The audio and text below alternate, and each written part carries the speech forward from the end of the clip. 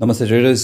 आज 3 जुलाई 2025 और हमारा मार्केट बंद होने के पहले मुझे लगा कि क्विकली मैं एक छोटा सा एंड ऑफ डे जैसा ब्रेक डाउन आपके साथ शेयर कर लेता हूँ।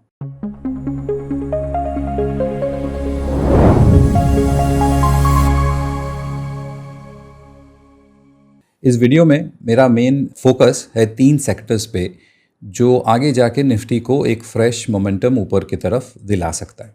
उसके पहले निफ्टी को देख लेते हैं। निफ्टी स्पॉट 50 पॉइंट नीचे ट्रेड कर रहा है। ये मेरा हाइकेनाशी चार्ट है as always with my next plus price indicator और आरएसआई के साथ। ये इंडिकेटर्स मुझे इंडिकेट साफ ये कर रहा है कि ये काफ़ी स्ट्रॉन्ग अप ट्रेंड है और ये स्ट्रॉन्ग अप ट्रेंड लास्ट 4 दिनों से कंसोलिडेट कर रहा है।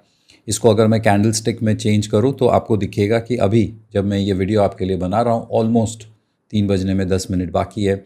मार्केट्स में थोड़ा बहुत बिकवाली towards the lowest point of the day index काम कर रहा है, बट ओवरऑल स्ट्रक्चर पॉजिटिव है। मोमेंटम अभी भी होल्ड कर रहा है और ऐसे चार्ट्स जो कि अप ट्रेंड के बाद एक छोटा सा कंसोलिडेशन फ्लैग जैसा एक कंसोलिडेशन बना के हो सकता है ऊपर का ब्रेकआउट दे दे। स्ट्रैटेजी बुलिश ही रहना चाहिए। One should not look to go short in this kind of market जब तक कि मार्केट साइंस ऑफ वीकनेस आपको ना दिखाए। सो कंसोलिडेशन क्या ऊपर की तरफ ब्रेकआउट देगा या क्या हम लोग फिर से वही जो जोन था 25,100 25,200 के आसपास फिर से आके क्वेश्चन रेज करेंगे कि ये ब्रेकआउट फेलियर ना हो जाए। बट 3 सेक्टर ऐसे हैं जो ब्रेकआउट के बहुत पास है और ऐसा एक सेक्टर वो बहुत ज़ोर का कॉन्ट्रैक्शन हो रहा है, मतलब ये फटने वाला है। किस तरफ वो तो अपने को पता चलेगा, बट एक चीज़ कॉमन है। आप देखेंगे कि कुछ कुछ सेक्टर्स स्पेशली अगर आप ब्रॉडर मार्केट्स देखें CNX 500 बहुत कॉन्ट्रैक्शन से गुजर रहा है। कॉन्ट्रैक्शन मतलब इनसाइड बार जैसा situation, lower high higher low बना रहा है। Mid cap small cap marginally positive but फिर भी रेंज बहुत ही स्मॉल है। स्मॉल कैप देखिए एज इफ कैंडल स्टिक या मेरा जो यहाँ पे हाइकेनाशी चार्ट है एज इफ वो दिख ही नहीं रहा है। ऐसा ही एक सेक्टर है CNX एनर्जी। एनर्जी ठीक निफ्टी के जैसे एक स्ट्रॉन्ग स्ट्रक्चर बना के बैठा है। नीचे यहाँ पे ये स्टेट ऑफ फ्लो है जो हमें समझाता है कि अप ट्रेंड इंटैक्ट है। ट्रेंड इंडिकेटर मोमेंटम इंडिकेटर भी इंटैक्ट है और यहाँ पे जो 2 मार्कर्स है ये मुझे बता रहा है कि एक पुल बैक ट्रेड का सिचुएशन बन पड़ा है। इसका मतलब अगर आगे जाके ये सब रेंज के ऊपर अगर ये एनर्जी निकलता है तो ये अपने को एक ब्रेकआउट दे सकता है। क्लियरली ये अपने प्रीवियस हाई के पास रेजिस्टेंस बना चुका है और उसको रेस्पेक्ट कर रहा है, मतलब अभी तक उसको ब्रेकआउट दिया नहीं है। क्या ये कप एंड हैंडल जैसा एक ब्रेकआउट बनेगा, ये अपने को in the near future clearly समझ आ जाएगा। बट अगर ऊपर में ब्रेकआउट चाहिए ऊपर की तरफ और ऐसा कोई सेक्टर जो कॉन्ट्रैक्ट होके बैठा है और जो ब्रेकआउट दे सकता है, जिसका स्ट्रक्चर काफ़ी वेल डिफाइंड है, तो वो अभी CNX एनर्जी बिल्कुल है। 2 और सेक्टर्स जो ब्रेकआउट दे चुके हैं, दे रहे हैं as I make this video for you, वो है CNX ऑटो। CNX ऑटो को मैंने लास्ट 2 हफ्ते से मेरे वीकली एनालिसिस में थोड़ा सा क्लोजली बारीकी से कवर किया था। वीकली चार्ट्स पे एक फ्लैग ब्रेकआउट जैसा है, आपको याद होगा, मैं फिर भी आपको दिखा देता हूँ। ये रहा एक ब्रेकआउट जैसा, फ्लैग ब्रेकआउट जैसा है और ये फ्लैग ब्रेकआउट अभी ये दे रहा है। It is breaking out as we speak. Trend momentum और मेरे चार्ट्स में स्टेट ऑफ फ्लो पूरी तरह से पॉजिटिव है और डेली चार्ट्स पे इंट्राडे हाई से थोड़ा सा फिसला है बट ओवरऑल स्ट्रक्चर पॉजिटिव है और आगे जाके ऐसे चार्ट्स अपसाइड्स दिखा सकते हैं।